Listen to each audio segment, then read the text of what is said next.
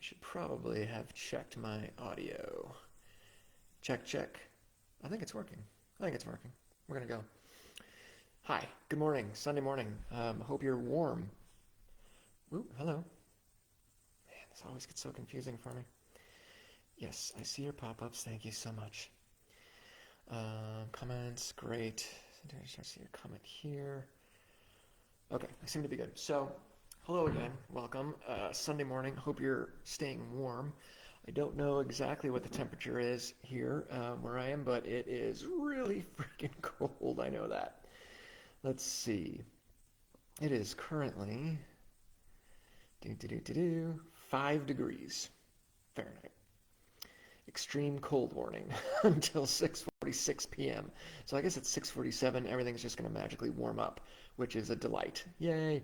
That's great. So no, even in Phoenix, I hear it was freezing the other day, like absolutely, just literally frozen, which I cannot comprehend because, I mean, I've seen it before. Spent 48 years there, so I know it happened, but still kind of difficult to envision, wrap my head around. So I don't know for sure, but my memory is that, and this was, let's see, 10, so 15 years ago, probably now, something like that, maybe more. I seem to recall sitting on somebody's back porch. That's usually where we used to hang out as we had things like back porches, smoking some cigarettes, having a super big gulp, whatever. And the topic of the zombie apocalypse came up because that's the kind of topic that comes up when you're friends with the kind of people I'm friends with. Or, perhaps more accurately, that's the kind of topic that comes up because those are the types of people that I attract in my life are people who would be interested in talking about zombie apocalypses or apocalypsi or whatever the plural of apocalypse is. And we started talking about zombies and the science behind zombies and things like that.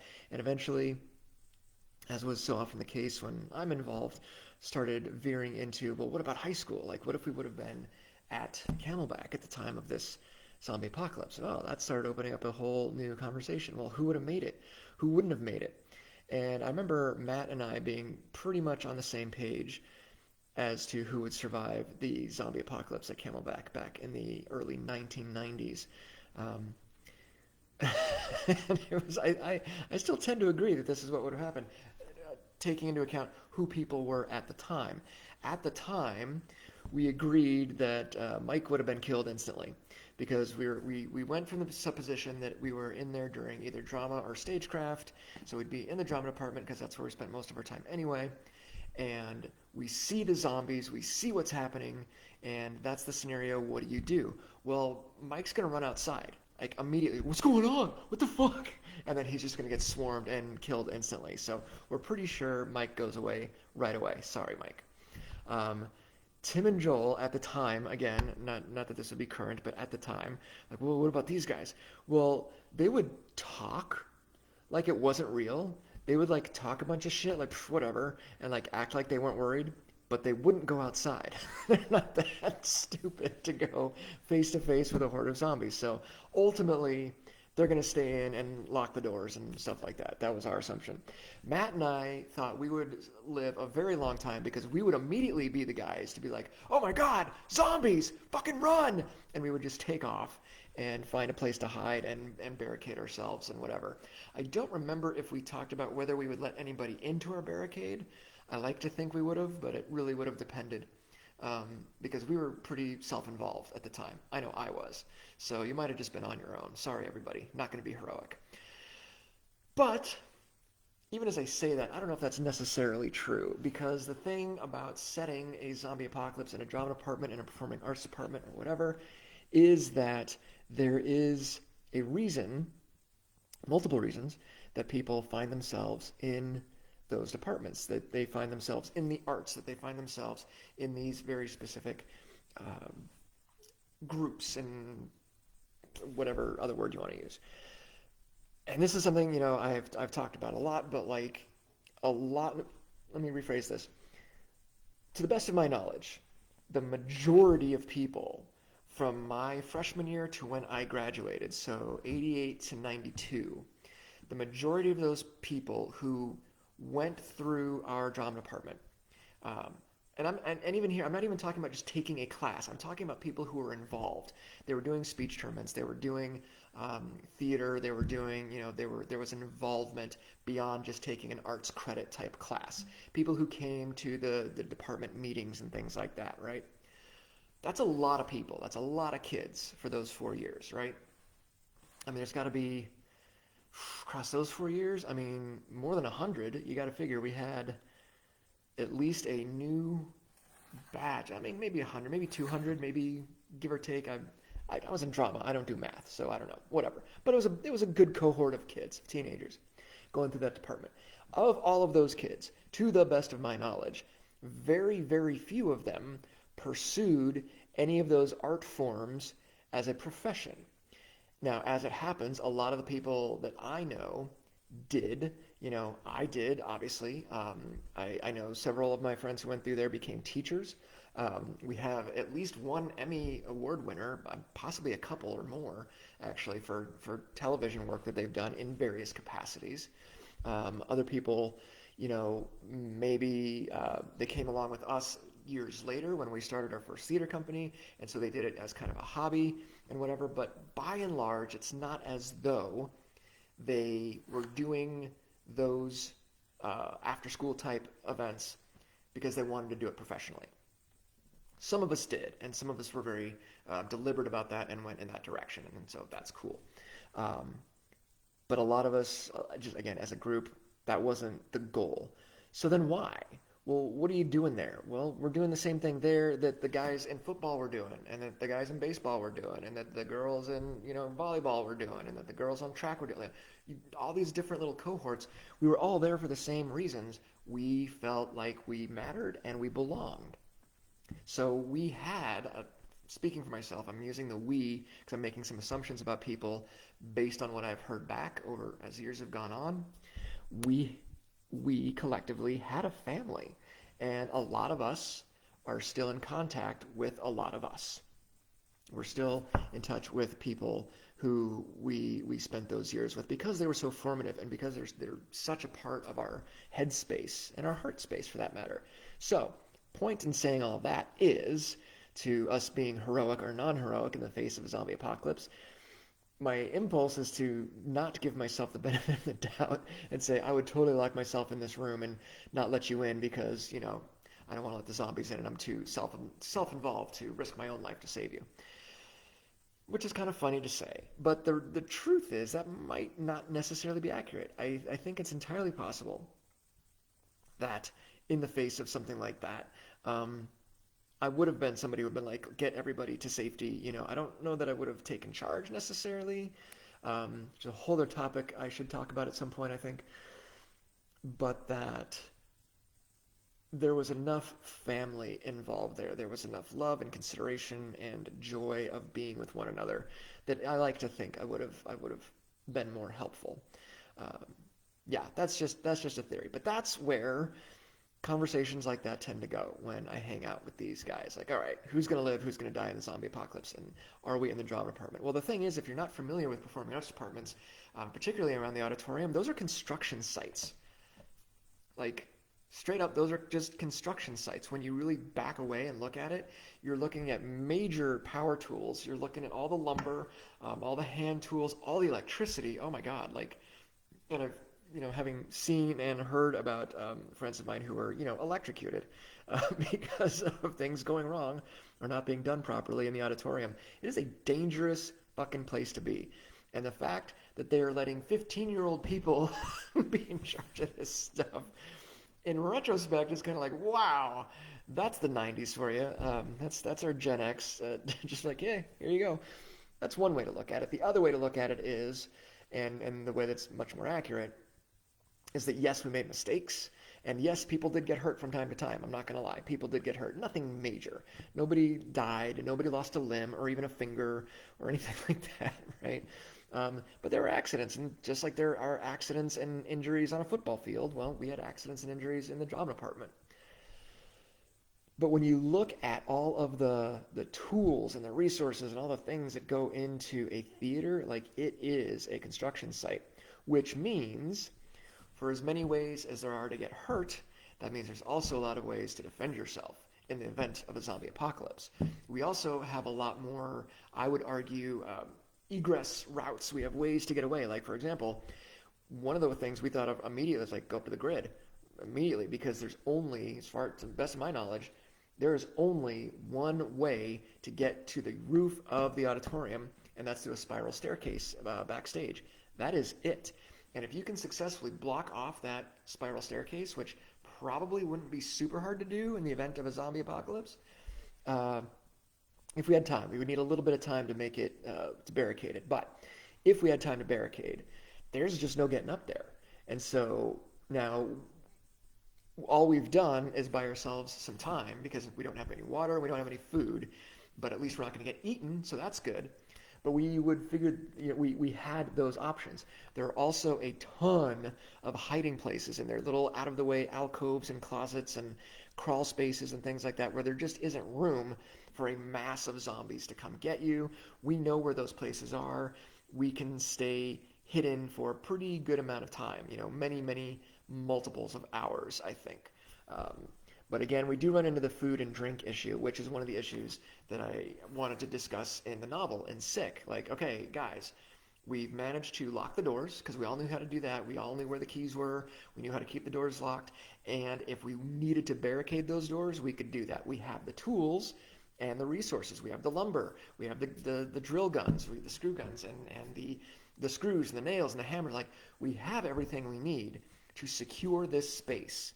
And that's what happens in the book. As soon as some of the students take initiative and go, this is really happening, which is another thing I wanted to talk about, the whole thing about in horror, about taking action. Somebody reminded me to do that. But we had the resources to definitely lock down, in a very literal sense, lock down this department. Now, choir and band, you guys are on your own. You guys are just going to have to figure something out, because we had a hallway that kind of separated us, and bummer, good luck to you. So sad for the band kids. But we do that. Okay, now we're safe for the immediate future. No one's getting in here, okay? Zombies or otherwise. Cool. Well, what's the next order of business? Survival. Okay, we're going to need water. Okay, we have restrooms with faucets, and I don't remember there being any. Oh, no, we did. We had drinking fountains. I'm pretty sure. I mean, it was Phoenix. We had to have had, I think we had a drinking fountain in Goldie's room right next to the bathroom door, right? It's been a long time, and I don't use drinking fountains, so I don't remember exactly, but I imagine somewhere in there we had a drinking fountain. But again, even if we didn't, we had sinks, so we had, potable water. I think that's how you say that. We had water, clean water anyway, as well as working indoor plumbing. That's a big thing in a survival situation. You've got to keep things clean. I mean, think about it. So we had that in our favor. Food, not so much. We had a refrigerator in Tully and Goldie's office, so if somebody had food there, then, maybe there's some stuff in the freezer. There's stuff in the fridge for people's lunches and whatnot, but it's not a lot.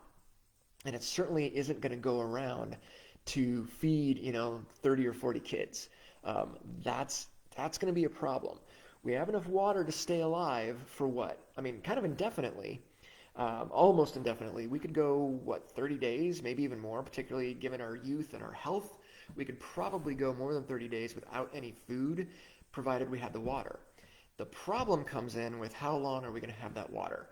Because if this apocalypse is going, if it's as big and broad as the book indicates, then water ultimately is going to shut down. We require human beings to be in places, and I don't know all the details, but we require human beings to be in, water treatment plants and things like that, city and municipal sources of water to be operating things. If something happens to them, they get eaten by zombies, or they just leave their post to go find their family or whatever, ultimately that water is going to shut off. And now what do we do? And those are all the things that I wanted the characters in the book to wrestle with. Like, okay, here's problem number 1, and we've sort of solved it.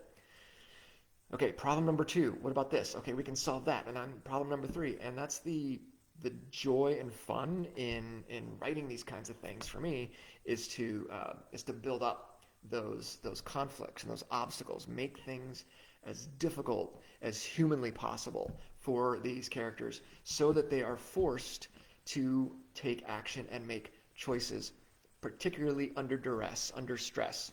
And that was one of the first things in order to do that I came up with for the story. It's like, okay, well, here's the thing.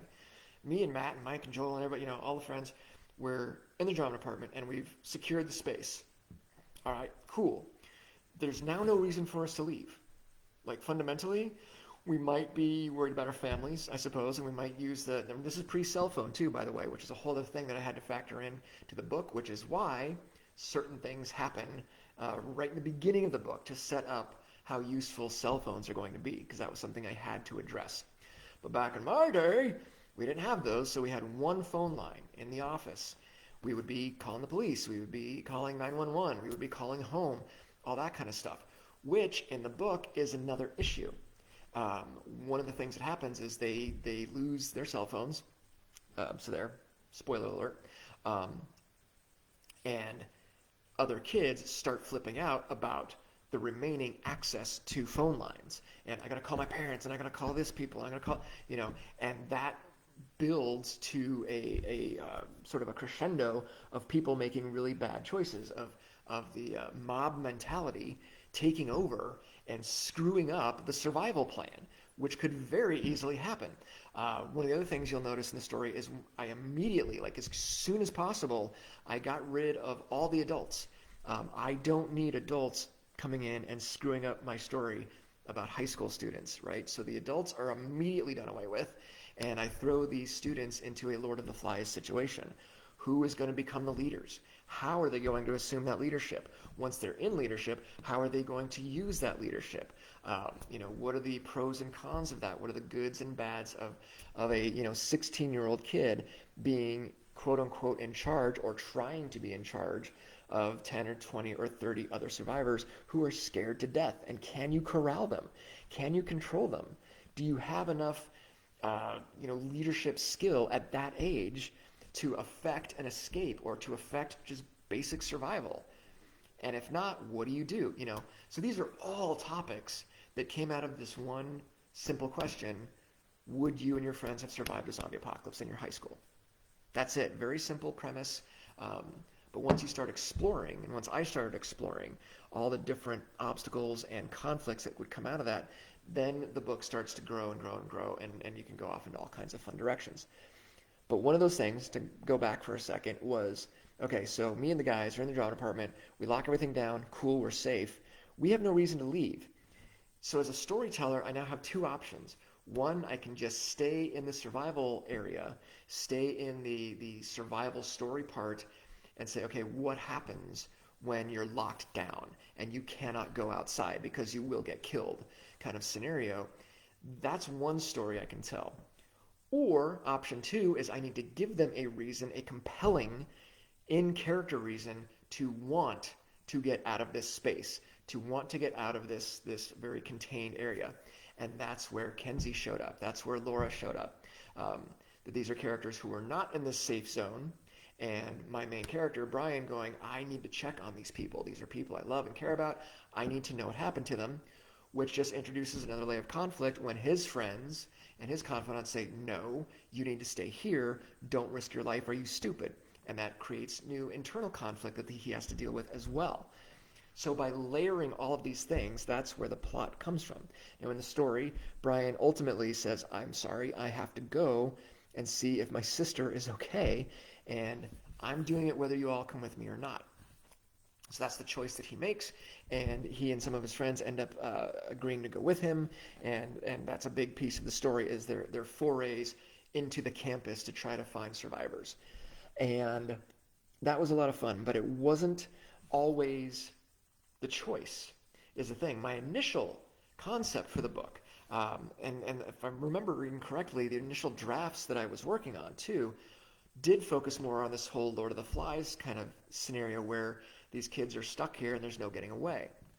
And I wanted to spend more time there. The first draft, the story took place over the course of like a month, at least a month. I think I was planning even going longer, and to tell the story not of the zombie apocalypse outside, but rather of the apocalypse happening indoors with the survivors and the lack of water and the lack of food and the leadership, all those topics that I just mentioned.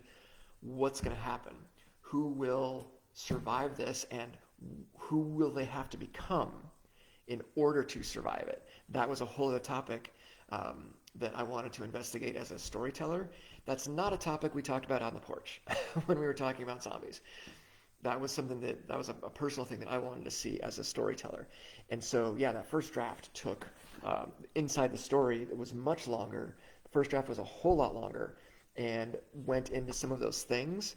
Because the other thing about working with, that cohort that with high school characters is there's a lot of things going on in the teenage body and mind that they cannot control, or at least cannot control very well, very often. What are those things, and are they going to cause a problem in a survival scenario? And a lot of that stuff just ended up on the cutting room floor, more or less on the advice of my agent at the time, which is fine because we sold the book and it got published, so I'm not going to complain about that. But it never quite got to where I wanted it to go. Now, with this version of the story, this new special edition, the Behind the Blood edition, I'm not adding all that stuff back in because that's a big project. That's a second book. That's like a completely brand new novel.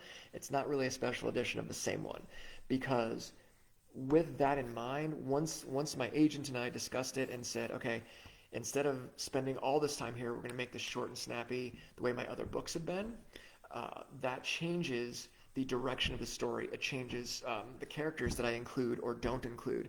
It changes how the characters react. It changes the actions the characters take. And so to just go back and take those elements that we ended up deleting and try to shove them into the story, that's not a new edition. That's a new novel. That's a completely new book, and one that I may yet write because I'm still interested in that. The original story was a lot slower. It was very much a slow burn kind of story because I like writing those, and it was gonna kind of take its time to develop and grow into this, sort of horrible crescendo at the end. Now, as it turns out, the version that was published also did that. It just wasn't slow. If you've read it, you know how fast sick happens.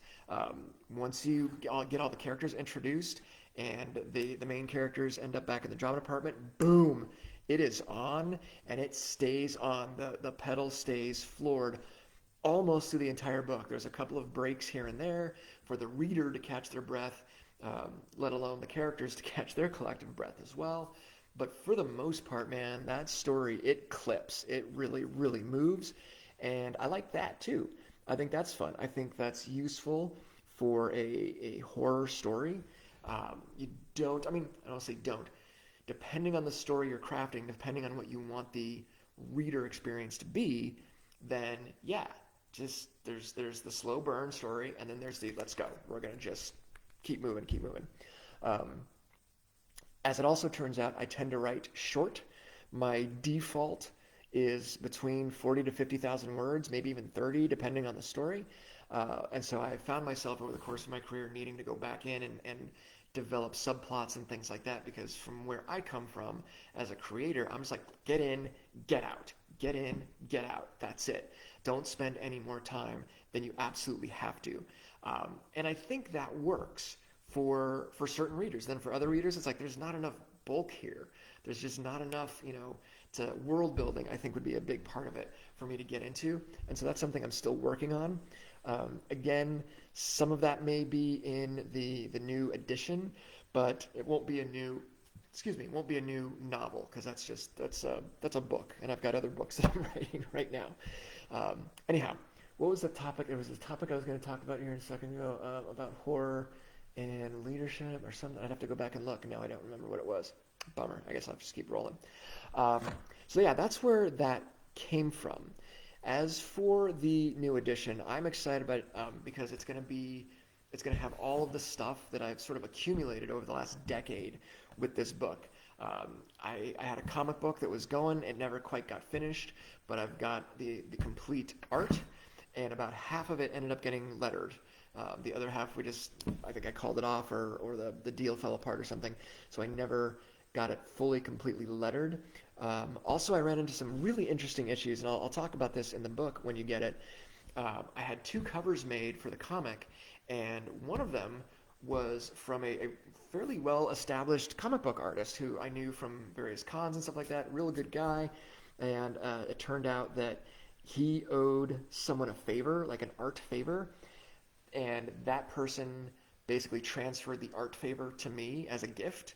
And I was like, sweet, that's super cool. So I got to work with this really great creator, and he did this cover, and you'll see it in the book.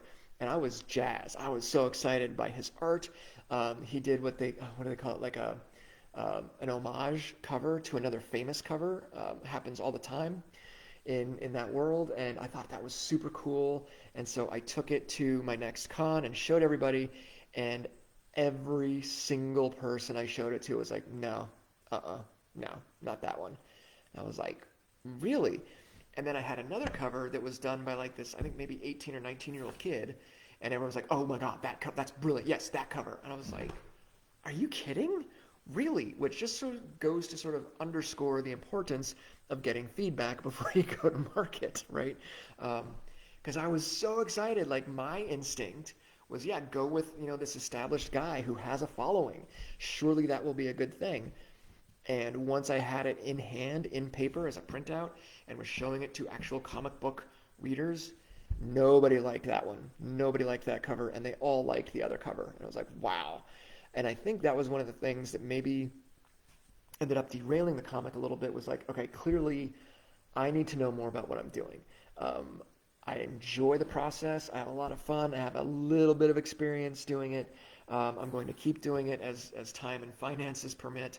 But clearly this was a piece of the IP that I did not fully understand, and needed to do some more work in it. So the comic never came to life for Sick, but again, I've got this whole episode, or issue rather, that's full colored, but only halfway lettered, and that whole thing will be in the book to see.